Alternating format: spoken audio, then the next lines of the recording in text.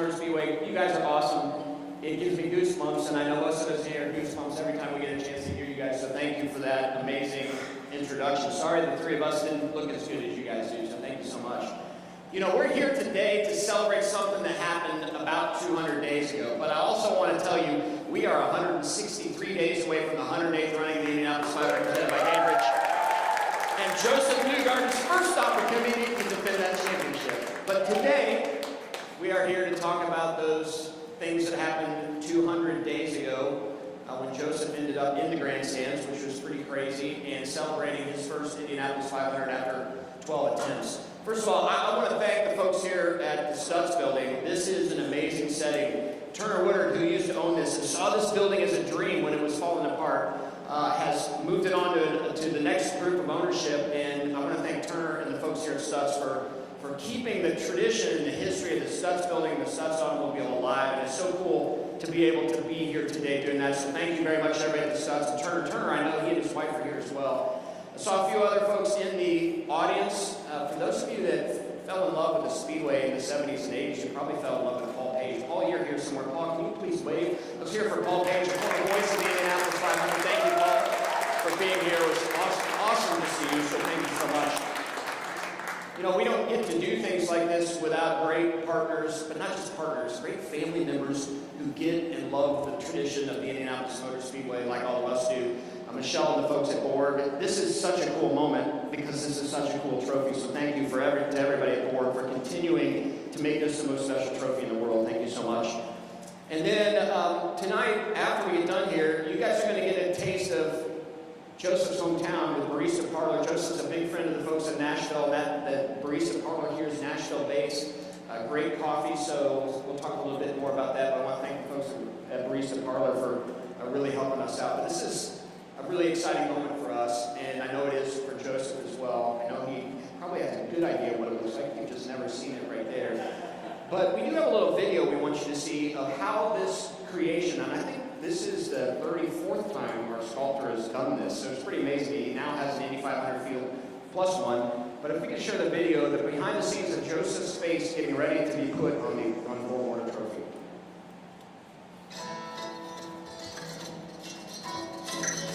We took those photos the day after the race, and I did this study, which is a work in progress. And when I finish this, I'll do the smaller one. But this is what we've got so far. Oh, wow. That's awesome. So how does this guy get cast into the trophy? I do really the same process in a different kind of clay, the actual size. There is no trophy like this. There really is. It's very special. Do you feel any pressure when you're on a project, especially one like Borg-Warner? You know, after, 34 years, I'm beginning to get comfortable with this one. I would assume, right? Yeah, I feel pretty confident. You know, I've been doing this for 50 years, so I think I got it handled. But it's a challenge, you know. These things are a challenge because you have to show so much in something that size. How cool, that's so cool to see. You know, I've seen other people go through this, but it's certainly different when it's your own. Yeah. I think it looks great. I bet it's an unusual experience to see yourself like that. It is bizarre. I've never looked at myself in Is that the face you shave in the morning? I think so. It looks right.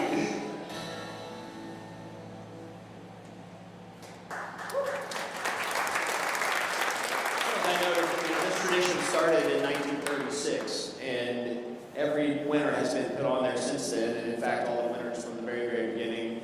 Tony Holman is on there as well. It's very, very, very neat to see these faces on the trophy. But we couldn't do it without our friends at Borg who love this trophy as much as we do. And Michelle Collins, who is the Director of Global and National PR and Marketing for Borg, has been an amazing partner. It's been fun to work with you on this. Michelle, we'd love for you to come up and talk a little bit about how important this is to Borg, but how excited you are for Josef.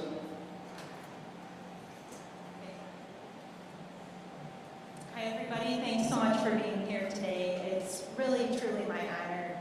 You know, for as many times as I've seen those videos with, Will doing the sculpture and as many years as I've been working with him, it never fails to give me chills every time I see it. And I want to give him a shout out because he's watching on the live stream. So hi Will and Charlotte. Glad to have you with us virtually. It's just something that's very, very special to Borg-Warner Trophy, and that we're really honored to keep the tradition alive and be just a small portion of this amazing weekend and, amazing experience, really. I just can't say enough about it. So, as Doug said, Will has been doing the sculpting for us for 34 years now. We honored him with his own baby Borg earlier this year in recognition of that, which I think took him by complete surprise, and it was amazing that we were able to keep it secret with our friends at IMS and IndyCar, so we really do appreciate this.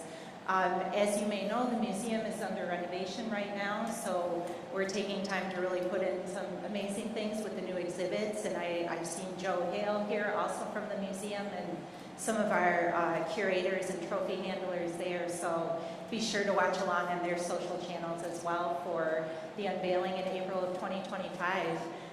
But again, it's just our honor to be here, and thanks for coming today.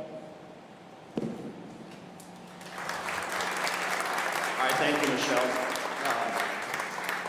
I think next we probably should talk to our champion from this year's Indianapolis 500. Ladies and gentlemen, the 2023 Indianapolis 500 champion, Josef Newgarden. I'm starting to cry up here, and I'm not sure why. So 200 days ago, your life sort of changed, and this is maybe the first beginning of the gift that at some level doesn't quit giving, winning the Indianapolis 500. You've got more Borg-Warner activities that'll take place. You'll get that baby Borg at some point in time, all these things. Has it set in yet that after 12 runnings, or 12 runnings that it took, you finally won the Indianapolis 500? Well, I thought it did at first, but it keeps hitting me every time we go through something new. And this is by far the coolest holiday season I've ever had. You know, it is just, it is nonstop, as you said, Doug. You know, I've got to say, it is, to me, the highest honor that you can have in motorsports, looking at the history and the pedigree of this event. You know, it truly has transcended motorsports and the motor industry, if you will, what this race has been about from the very beginning. So it has been surreal for me to finally be able to win personally. Of course, it's much more than me. You know, this was a team effort by so many people. Just to have this career, I think, you know, just being a part of the Indianapolis 500 and be able to qualify for the event is a huge deal. So to be able to win it actually is just something I can't describe. And I wasn't able to describe it until I was able to finally win it with our team. So it's been, I lose words, to be honest, Doug, because I want to be so respectful of what this event is and what it means to so many people in this community and what everybody has done to be a custodian for the event to make sure that this great race is, you know, held to the highest standard. I think it deserves that because of what it is and the history of it. So I lose words at times to speak eloquently enough about what it is, but it means a lot to me to be a part of it, and it has been a huge honor to be a champion of the event now. So you're from Nashville, you still live in Tennessee, but much of your early racing years were here in Indiana on the west side at Newcastle Motorsport Park, and then certainly in the ladder system. Do you feel a little bit like you're carrying some of that Hoosier pride with you when you get a chance to represent not just the IndyCar Series, but now as an Indy 500 champion? Yeah, Indiana has a very special place to me. You know, even Doug knows me probably much better than most people in this room know or know about, because I grew up racing with Doug's stepson Connor Daly, and you know, Newcastle, Indiana was really my home that I started racing at, and I wanted to be a race car driver one day. I didn't really know what that would look like, and Indiana was really the best place to go to for a driver like me when I was 13 years old and wanted to get involved with my dad. This was the place to go. And so naturally you see the Indianapolis 500, you learn about the history, the tradition, and I just remember spending so much time here, dreaming about doing this for a living. I've been at your house with Connor, dreaming about being a race car driver when I was a young kid. So to fully get here and have the chances that I've had, I can never repay that, to so many different individuals. But I definitely carry that Hoosier pride in a lot of ways. I love when I meet people from Indiana or people that have family from Indiana. You meet them all over the world, and as soon as you talk to them and you hear they're from Indiana, they know exactly what the Indy 500 means and the significance of it, and they speak so pridefully about it. And everybody that's been here knows exactly what that means and why the Indy 500 is so special. So I feel like I'm a part of that community, and I want to spread that message. And that's why I say it's important for all of us to make sure that we honor this event and try and elevate it every single year, because it deserves that with the history that it has. So absolutely, you know, the Hoosier heart is definitely in there with me.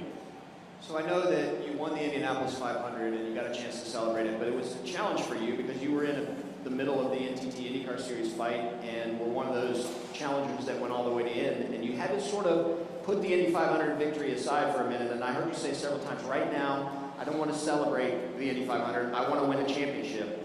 Now that you've gotten through the season, when you get a chance to see things like this, are you able to look back and go, that win in the Indy 500 was super special? And yeah, I would have loved to win the NTT IndyCar Series Championship, but winning at Indianapolis makes for a pretty good year.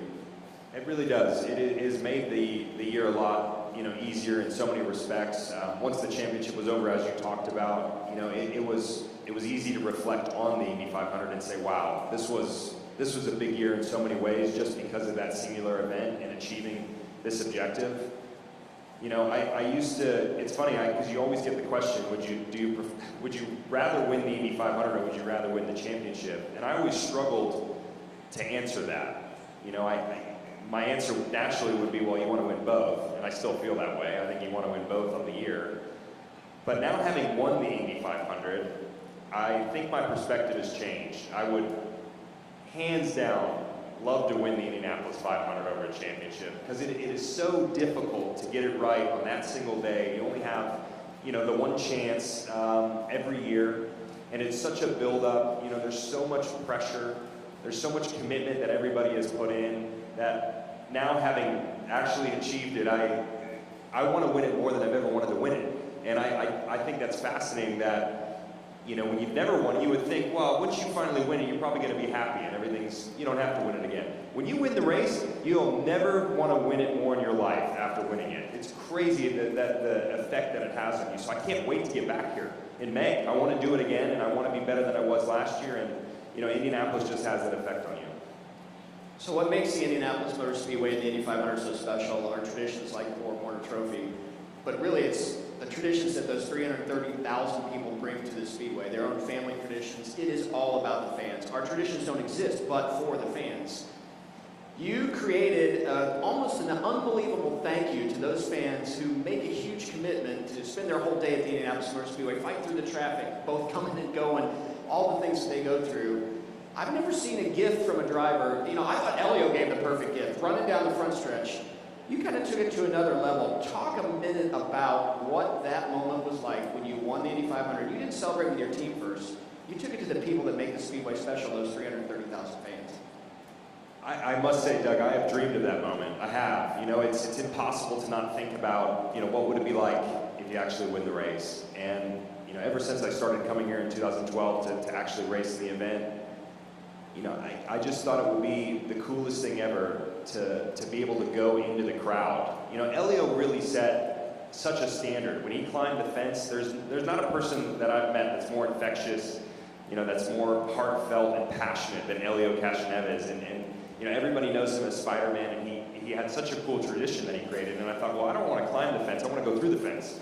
I want to see the crowd. I want to see the people. There is nowhere else in the world in sport like the Indy 500. You do not have the emotion, the commitment, the magnitude. The amount of people that are there that day is indescribable. It doesn't translate through TV. Even though it looks pretty impressive on TV, you still don't get the perspective that you have when you're there in reality.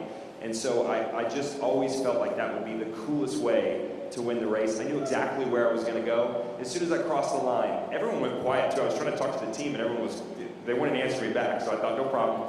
I know exactly where I'm going to park and where I'm going. And it was a really cool moment for me personally, just to be able to soak that in and to be in the crowd. It didn't go exactly how I thought it was going to go, Doug, to be honest with you.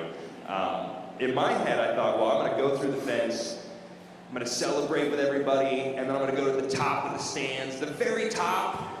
And I didn't get even close to the top. It just wasn't going to happen. There's a lot of people, and I got a little bit nervous at one point. But we got back to the front straight, and it was great. And you know, the fans here they're just different. It's a culture that you can't describe. The Indy 500 is so special to everybody that's from Indiana, and it's understandable when you see it and you finally experience it in person. There's one thing I want to say too. I don't want to be cheesy tonight, and I know I probably am recently, but I don't want to overstate this. I said this at the banquet, and I mean this. There is no bad seat at the Indy 500.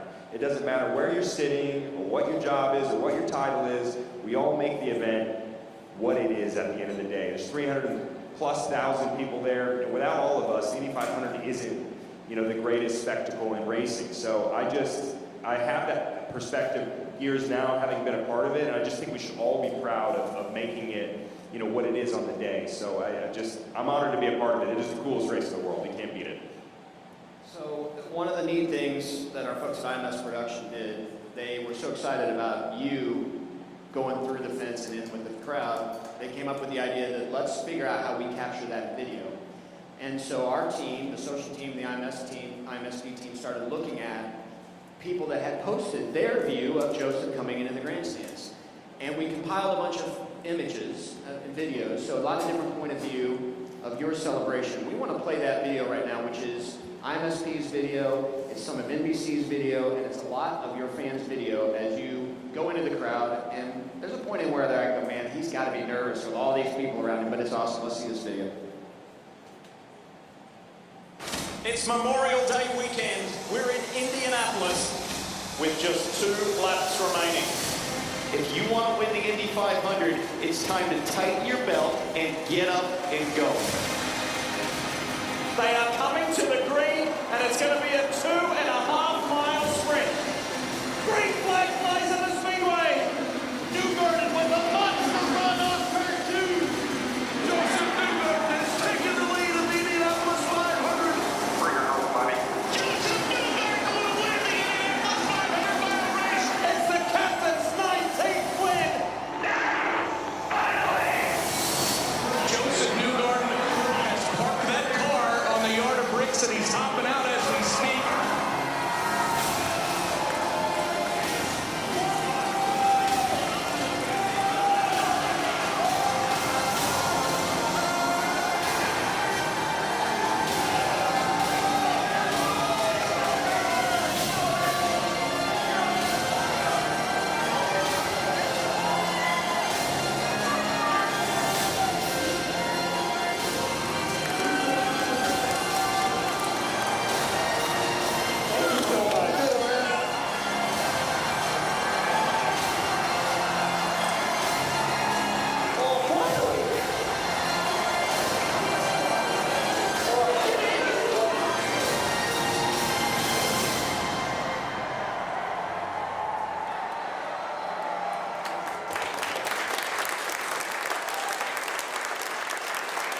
In the working values of junior, you just don't know what Indy means, but that is a great way really to see what it means. Last lap pass, only happened 3 times in history where we've had a last lap pass for the win. Very cool that you could give Roger his 19th. You saw Roger on the top there.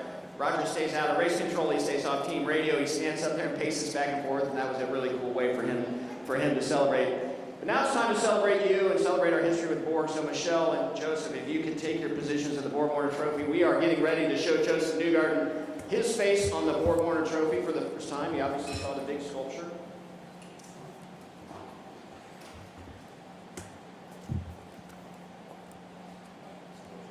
This is the real deal. So, for the first time in Joseph's time here at the Indianapolis Motor Speedway, Joseph, welcome to the club, the Indianapolis 500 Winners Club and the Borg-Warner Trophy.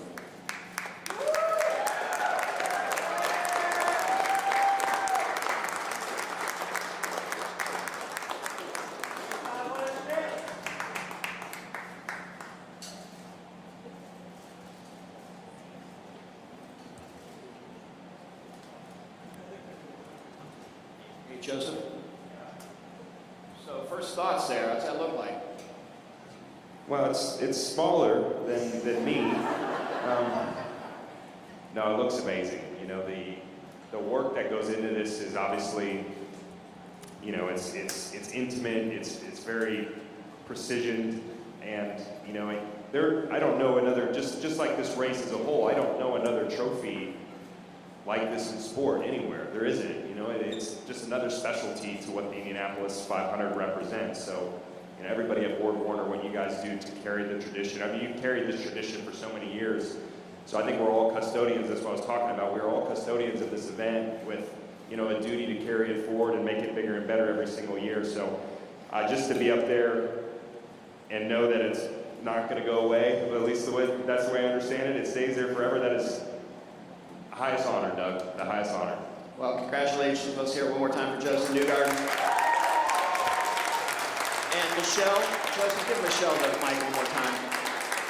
I know you get to do a lot of cool things with Borg-Warner on a global scale, not just around racing, but how cool is this moment for you in your annual schedule of things you get to do? This is probably one of the most fun things that I do all year. I feel so honored, and I've learned so much personally just through this job and over the last 10 years of doing it. But it's just so exciting. Just to see the drivers' reactions, the gratitude, what an impact it has on them, just warms my heart, and I know everybody else in the company too, and we just really feel honored. I mean, like you said, there's really nothing like this, absolutely nothing like this, and to be just a small part of it, like I am able to, is truly an honor.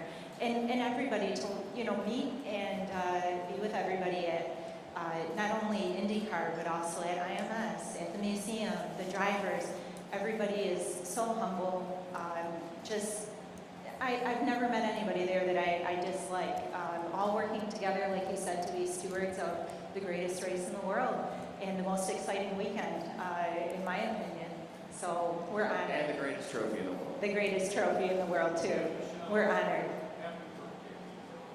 Oh, yes, as Steve pointed out, Joseph's birthday is next week, so no, hopefully this is an early present for you, so. He doesn't need anything else, he knows it. And we're looking forward to being able to give you the baby Borg soon, and then you'll have that in perpetuity. Well, let's hear it one more time for Borg and their continued support of this amazing tradition. So with that, we are going to keep Joseph and Michelle up here. We're going to do a few photos, but I want to thank everybody at the Stud Center one more time for allowing us to do this here. What a great place. The history of Indianapolis, the history of Indiana, the history of the automobile, a lot of it started right here. Early days of the Indianapolis Motor Speedway. A lot of those folks who are on that trophy have spent time here in the Stud Center. So thank you for hosting us, everybody here at the Stud Center. And Barista Parlor, thank you so much for allowing us to continue